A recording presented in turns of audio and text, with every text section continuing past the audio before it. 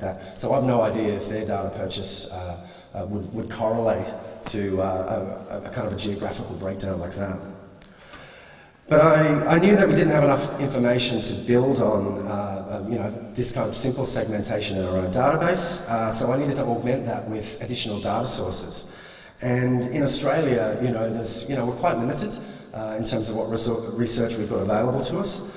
I did use Mosaic, which I know is something that most of you will be familiar with, and other organisations like Queensland Performing Arts Centre have done really great stuff using Mosaic. The vendor for whom is Pacific Micro Marketing, and also Roy Morgan Research Data, which is they're very much a media-focused research company. They do amazingly detailed surveys sporadically that allows us to build a very Australian-specific research set, and both of them use geography specifically in order to differentiate the different kinds of audience segments that they suggest as part of their research set. And I was able to determine different lifestyles, attitudes, media consumption, and other attributes like that. So suddenly, let's go back. There we go.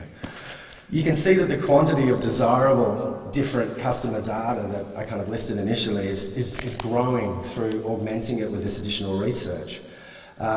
Using the research data like Mosaic and Roy Morgan data, I was able to fill even more of the demographic and psychographic blanks in that right-hand column in red.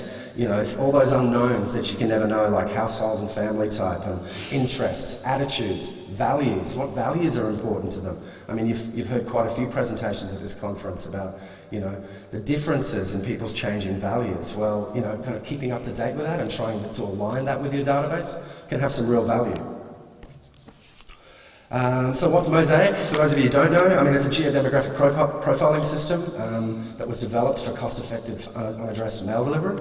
And it segments the population according to broad groups with smaller, more specific types within those groups. And then each household in Australia is assigned a specific type number based on that.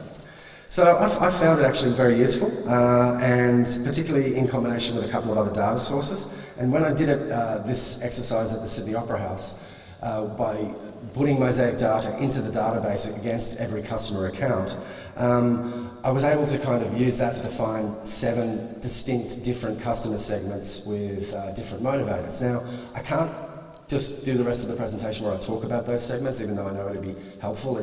I'm not with the Opera House anymore, it's their information, and more importantly, I think it's out of date. They're doing another one now, and my understanding is the segmentation model has shifted quite a lot because they've changed their programming considerably in the last few years.